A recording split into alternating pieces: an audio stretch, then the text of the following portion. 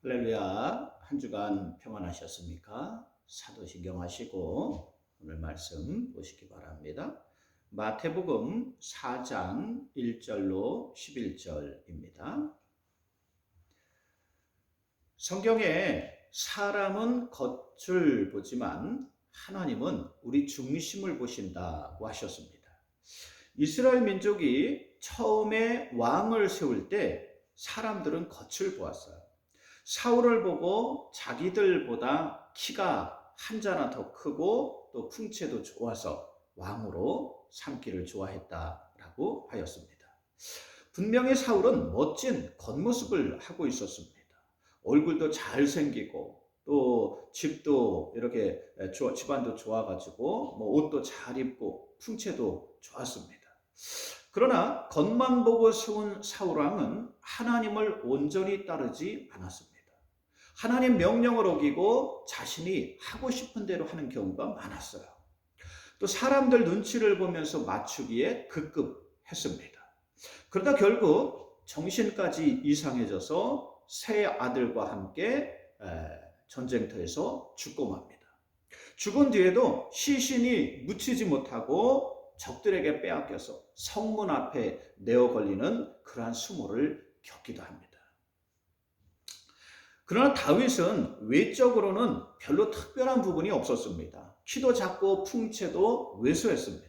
근데 다윗은 겉모습보다 속이 꽉 찬 사람이었어요. 언제나 하나님을 신뢰하고 믿음으로 살았습니다. 믿음으로 골리앗을 물리치고 또 여러 어려운 그런 역경들을 이겨내며 이 역사상 가장 훌륭한 왕이 되는 것을 볼 수 있습니다. 성경에서도 그 마음이 하나님께 합한 자라는 그러한 칭찬을 듣는 사람이 되었습니다. 겉보다는 속이 아름다워야 합니다. 이것은 아주 중요해요. 사람들이 겉을 보면서 너무도 큰 문제와 죄악을 만들어내기 때문입니다. 우리가 겉을 여러분 이렇게 보면서 겉모습만 중요하게 생각하면서 엄청난 죄악을 만들어내요. 인류 역사를 보면요, 단지 겉모습이 다르다는 이유로 인간은 엄청난 죄악을 저질러요. 겉으로 피부색이 다르다는 이유로 아프리카에서 사람들을 잡아다가 짐승처럼 대했습니다. 강제로 일을 시키고 마음에 들지 않으면 매를 때리고 또 죽어도 눈 하나 깜짝하지 않았어요. 왜 그렇습니까? 겉모습으로 사람을 판단했기 때문이에요. 그러나 이들도 사람이에요. 하나님의 사랑하는 소중한 사람들입니다. 몇 년 전에 아프리카 잠비아 어린이들이 우리 교회에 방문한 적이 있습니다. 그럼 얼마나 사랑스럽고 여러분 예쁩니까? 우리 아이들하고 여러분 조금도 다를 바가 없어요. 그 한국에 아이들이 간다니까 그 부모님들이 여러분 못 가게 했다잖아요. 반대했대요. 왜 그런가 하면 옛날처럼 데려다가 어딘가에다 팔아먹을까 봐 걱정이 돼서 보내지 않으려 했다. 여러분 이게 얼마나 가슴 아픈 역사입니까? 이뿐만이 아니에요. 민족이 다르다는 이유로 인간을 서로 미워하고 또 싸우고 식민지로 만들면서 엄청난 죄악을 일삼아왔습니다. 근데 오늘날 여전히 세상이 겉모습을 중요시해요. 이러한 죄악을 여러분 계속해서 여러분 행해왔으면서도 여전히 오늘날에도 겉모습을 중요하게 여긴단 말이에요. 이것만 보는 경우도 있습니다. 사람을 겉모습으로 평가합니다. 속을 보지 않고 겉을 봐요. 우리 사회는 외모 지상주의라고 할 만큼 겉모습으로 보이는 거나 또 입은 옷이나 또 걸친 액세서리를 봅니다. 너무 중요하게 봐요. 이 연예인들을 보면은 어쩌면 그렇게 다 코도 오똑하고 말이죠. 눈도 크고 턱도 여러분 갸름하고 말이죠. 어쩜 그렇게 다 똑같이 생겼습니까? 신기할 정도예요. 근데 신기할 것도 없는 게 여러분 다 비슷한 성형외과 다니지 않습니까? 그러니까 다 비슷할 수밖에 없는 거예요. 그리고 자기와 조금만 이상하면 또 이걸 여러분 이렇게 배제합니다. 우리는 겉으로 보이는 모습으로 사람을 판단합니다. 입은 옷으로, 타고 다니는 차로, 또 사는 집으로 그 사람을 평가하는 경우가 많습니다. 그래서 굶어 죽어도 외제차를 타고 다니는 사람들이 즐비해요. 무리해서라도 겉을 화려하게 하고 돋보이게 하려고 애를 씁니다. 현재 우리나라 가계의 빚이 얼마인지 아십니까? 우리나라 그 가정마다 있는 빚이 얼마냐면은 1,800조 원이에요. OECD 36개 국가 중에 가계 빚이 제일 많은 나라입니다. 또 국내 총생산 GDP라고 그러잖아요. GDP보다 가계 빚이 더 많은 유일한 나라가 우리나라라고 합니다. 이 도저히 갚을 수 없는 금액이에요. 이거 언제 망할지 모르는 상황이에요. 겉으로는 멋지고 화려하고 괜찮아 보이는데 속으로는 이렇게 병들어 있는 거예요. 썩어 있는 거야. 왜 이런 결과가 나오는 걸까요? 것을 너무 중요하게 생각하며 살기 때문에. 오늘 하나님 말씀을 통해 올바른 길로 가는 여러분들 되시길 주의 이름으로 축원드립니다. 우리가 세상을 살다 보면 시험에 드는 경우가 생깁니다. 시험은 유혹을 말해요. 베드로전서 5장 8절에 너희 대적 마귀가 우는 사자와 같이 두루다니며 삼킬 자를 찾는다고 했습니다. 마귀는 오늘도 한 사람이라도 더 구원받지 못하게 하려고 혈안이 되어서 찾아다녀. 하나님을 믿지 못하게 하고 예배 자리에 나오지 못하게 하고 우리 속에 계속해서 의심을 만들어냅니다. 그래야 한 사람이라도 더 구원받지 못하게 할 수 있기 때문에요. 마귀가 공격할 때에는 우리의 가장 약한 곳을 이용합니다. 돈만 아는 사람에게는 돈으로 여러분 유혹해요. 가룟 유다도 돈으로 유혹하고 스크루지 영감도 돈으로 유혹했어요. 히틀러에게는 남에게 인정받고 싶은 욕망을 이용합니다. 히틀러는 원래 이 그림을 그리고 싶어 했어요. 근데 누구도 알아주지 않는 거예요. 빈 국립미술 아카데미에 지원했다가 여러분 떨어집니다. 심사관 중에 한 명이 자네의 그림은 예술이라기보다는 건축에 가까우니 건축학교에 가보는 게 어떤가 하고 이렇게 권유를 해요. 히틀러는 그로 인해서 내면에 깊은 상처를 받습니다. 근데 이거를 마귀가 파고들었어요. 그래서 자신을 과장되게 표현하면서 사람들의 마음을 훔쳐서 독일의 정권을 잡습니다. 그리고 전쟁을 일으켜서 온 세상을 전쟁터로 만들어요. 이 자기의 이 내면에 있는 거를 이렇게 이제 분출시키는 거예요. 특히 유대인들에게 원한을 두고 그들의 재산과 그림을 빼앗고 나중에는 600만 명이 넘는 유대인들을 독가스로 죽이는 만행을 저지르기도 해요. 파우스트는 성공과 출세를 위해서 마귀에게 자기 영혼까지 팔아넘겼어요. 마귀는 우리에게 가장 약한 부분을 이용합니다. 우리 속에 있는 욕망을 이용하고 깊은 상처를 자극하고 또 약점을 부여잡고 계속 또 죄의식을 계속 여러분 이렇게 충동질해요. 그러면서 우리를 여러분 이렇게 시험에 들게 합니다. 이것을 물고 늘어지면서 시험에 들게 하는 거야. 오늘 말씀해 보면 심지어 예수님도 마귀에게 시험을 받는 것을 볼 수 있습니다. 오늘 예수님이 당하시는 시험을 보면 세상에서 우리가 직면하는 시험들이에요. 예수님이 시험을 어떻게 물리치셨는지 알면 우리도 이러한 시험을 이겨낼 수 있게 됩니다. 오늘 1절 말씀을 보면 그때에 예수께서 성령에 이끌려 마귀에게 시험을 받으러 광야로 가셨다고 했습니다. 그때가 언제인가? 예수님이 세례를 받은 직후예요. 그러니까 세례받고 하나님 말씀대로 살려고 결심하는 때를 말합니다. 신앙생활 잘하려고 하는 때를 말하는 거예요. 예수님은 이때에 40일을 금식하며 기도하셨어요. 그런데 마귀는 이러한 기회를 이용합니다.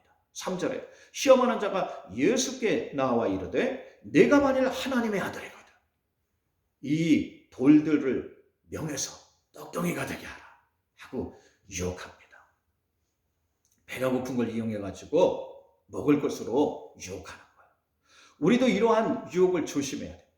먹고 사는 문제 여러분 우리에게 얼마나 중요합니까? 그러면 이것을 먼저 해야 하지 않느냐 하고 유혹하는 거예요. 오늘이 주일인데 예배드리는 일과 우리의 생계가 걸린 일이 함께 있습니다. 그러면 마귀는 먹고 사는 일이 더 중요하지 않느냐. 예배는 나중에 드릴 수도 있는 건데 네가 살아야 예배도 드릴 수 있는 거 아니야? 그러면서 여러분 우리를 이렇게 시험에 들게 하는 거예요. 유혹합니다. 오늘날에도 수많은 사람들이 이러한 유혹에 넘어가요. 그런데 세상의 일이나 먹고 사는 문제에 끌려다니다 보면 하나님께 중심을 드릴 수가 없습니다. 맨날 끌려다니는 거예요. 맨날 여러분 이러한 것에 여러분 넘어지게 돼 있어요. 그리고 믿음이 자라나지 못합니다. 우리는 이러한 유혹을 물리쳐야 합니다. 예수님이 이러한 유혹을 어떻게 물리치셨냐 보면 4절에 사람이 떡으로만 살 것이 아니라 하나님 입으로부터 나오는 모든 말씀으로 살 것이라 하고 물리칩니다. 사람이 밥만 먹는다고 사는 게 아니라 인간은 몸과 혼으로 구성되어 있습니다. 몸은 육신이에요. 육신과 영혼으로 이루어져 있는 거예요. 육신에서 혼이 떠나면 사람은 죽습니다. 아무리 여러분 육신을 위해서 좋은 걸 먹어도 혼이 떠나면 죽는 거예요. 바로 이 영혼의 양식이 필요하다는 거예요. 이 영혼의 양식이 무엇이냐면 바로 하나님 말씀입니다. 그래서 예수님이 사람이 떡으로만 살 것이 아니요 하나님 말씀으로 살아야 한다고 오늘 알려주시는 거예요. 여러분들이 이런 사람들이 되시길 주의 이름으로 축원드립니다. 하나님 말씀으로 사는 여러분들 되시길 주의 이름으로 축원드립니다. 이러한 사람에게 인생의 참 만족이 찾아옵니다. 자, 첫 번째 유혹에 실패하자 다음 단계로 넘어가요. 마귀는 시험할 때 한 번으로 끝나지 않습니다. 연속적으로 공격해요. 두 번째 유혹은 예수님을 성전 꼭대기 위에 세웠어요. 그리고 6절에 보면 내가 만일 하나님의 아들이거든 뛰어내려보라. 기록되었을 때 그가 너를 위하여 천사들을 명해서 그들이 손으로 너의 발을 받들었어. 돌에 부딪히지 않게 하리라 하고 유혹합니다. 두 번째 유혹은 과연 하나님이 너를 지키시는지 시험해 보라는 거예요. 여러분 이러한 유혹을 우리가 받을 때가 참 많습니다. 보시면 예수님을 어디에 세웁니까? 성전 꼭대기 위에서요. 성전은 어떤 곳입니까? 하나님의 보호하심이 있는 곳을 말하잖아요. 거기서 뛰어내려 보라고 합니다. 오늘날로 하면 교회 꼭대기에 세운 거예요. 교회 다닌다고 문제가 해결되냐? 교회 다녀도 여전히 어려움이 있지 않냐? 하나님이 함께 하신다면 왜 이러한 문제가 생기느냐? 하나님이 정말 너를 보호해 주신 게 맞냐? 하고 이 시험하는 거예요. 우리가 이러한 시험을 당할 때가 여러분 참 많습니다. 당신이 예수 믿는데 왜 이러한 어려움이 생기냐? 하나님이 다 해결해 주신다면서 왜 그렇게 문제 가운데 있냐? 이렇게 우리가 이 공격을 받을 때가 있어요. 그래서 예수님은 7절에 주 너의 하나님을 시험하지 말라 하고 대응하셨습니다. 농장의 주인이 하나님을 잘 믿었어요. 믿음으로 살았어요. 근데 어느 날 말이 울타리를 벗어나서 나가버렸어요. 그러니까 사람들이 아니 하나님을 그렇게 잘 믿었는데 왜 저런 일이 일어나 하면서 비웃었습니다. 근데 얼마 뒤 나갔던 말이 들판에서 야생 말들을 친구로 해가지고 왕창 끌고 들어왔어요. 그러니까 졸지에 기르던 말이 몇 배가 되었습니다. 얼마 뒤 아들이 야생 말을 길들이다가 떨어져서 다리가 부러졌어요. 그러니까 또 사람들이 아니 하나님을 그렇게 잘 믿는데 왜 저런 불행한 일이 일어나? 하면서 또 비웃고 조롱하는 거예요. 근데 얼마 뒤 전쟁이 터졌습니다. 그러자 동네 젊은이들이 다 전쟁터로 끌려갔습니다. 그러나 다리를 다친 아들은 전쟁터에 나가지 않았습니다. 때로는 우리에게 안 좋은 일이 일어날 수도 있습니다. 사람들은 그러면 그러한 모습을 보고 쉽게 말하고 쉽게 비판합니다. 그러나 이 모든 것에도 하나님의 섭리와 계획이 있다는 사실이에요. 세상에서 우리가 잘 살았는데, 보란듯이 살았는데 구원받지 못했습니다. 하나님 나라에 들어가지 못했어요. 이건 실패한 인생입니다. 그러나 여러 가지 시험을 만나고 어려움을 겪었는데, 시련을 겪었는데 예수 믿고 구원받는 사람이 되었습니다. 하나님 나라에 들어가는 사람이 되었어요. 여러분, 그러면 이러한 사람이 성공한 사람이에요. 이러한 사람이 인생을 가장 잘 산 사람입니다.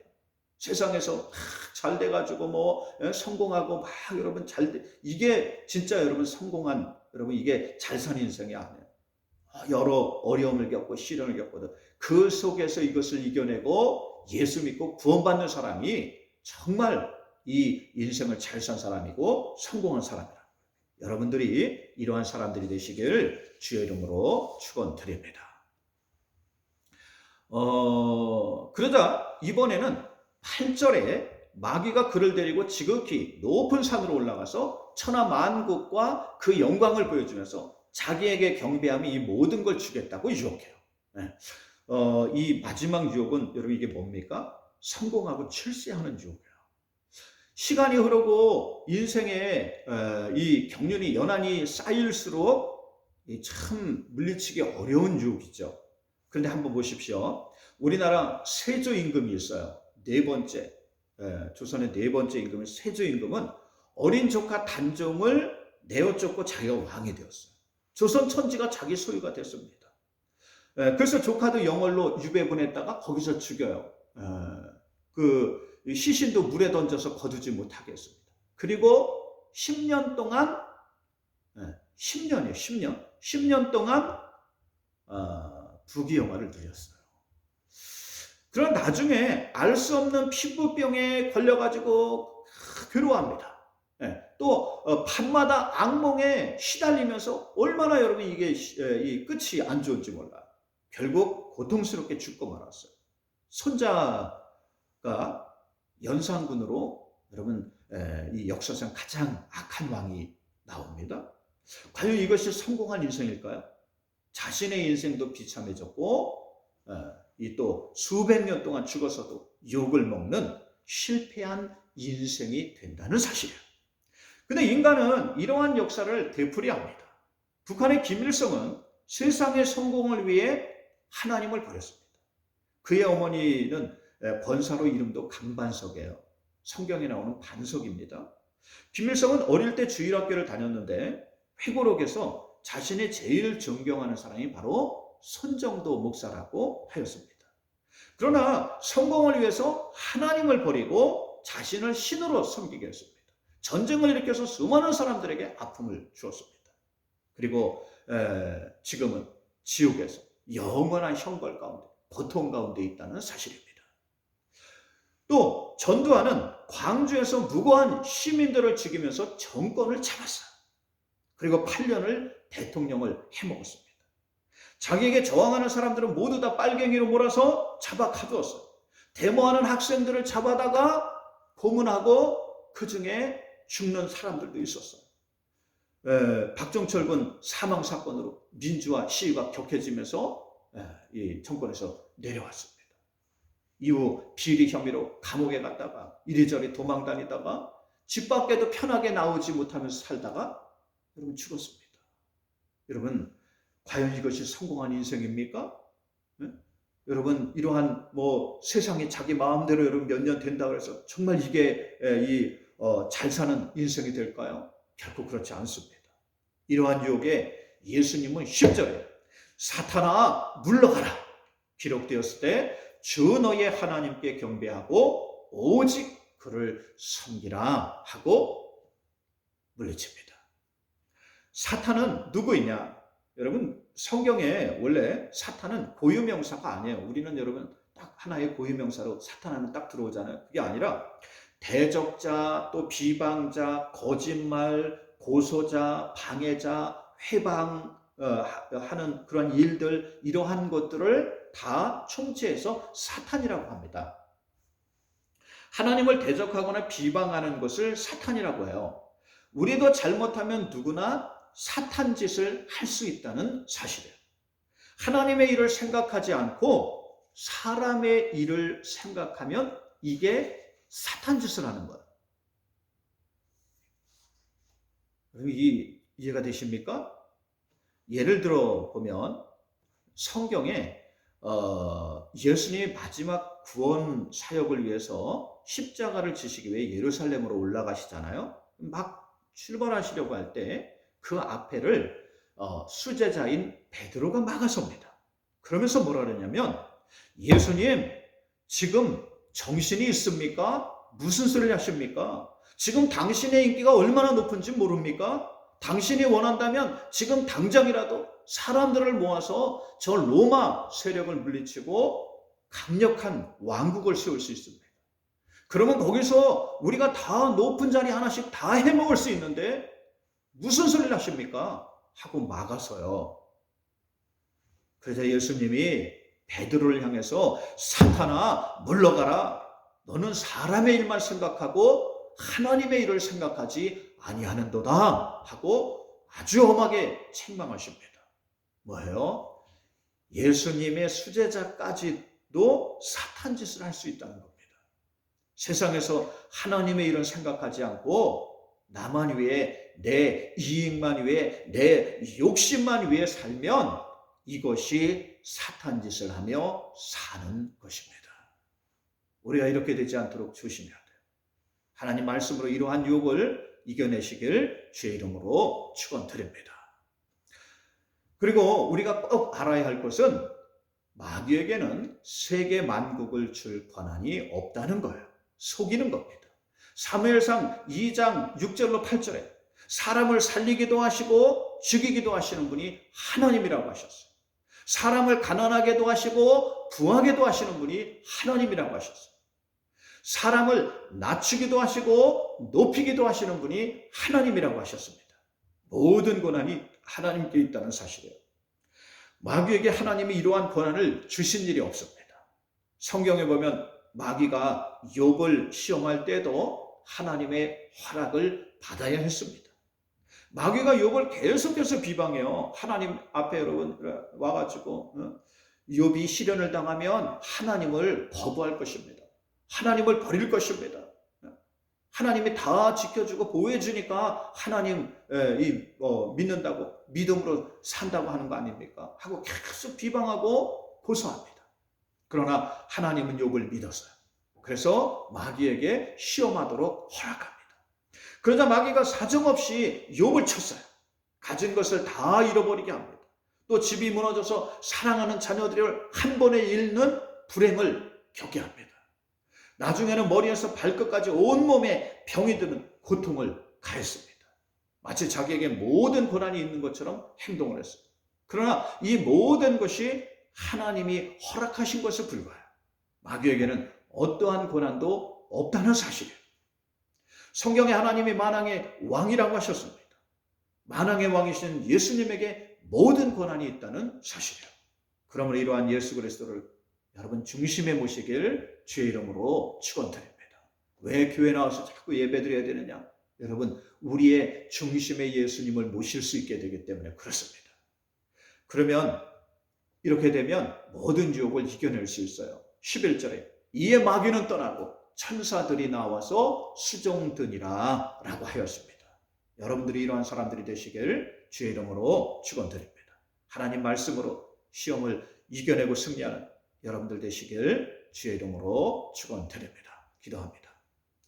하나님, 오늘도 이 세상에서 어떻게 살아야 하는지 하나님 말씀을 통해 알려주심을 감사합니다.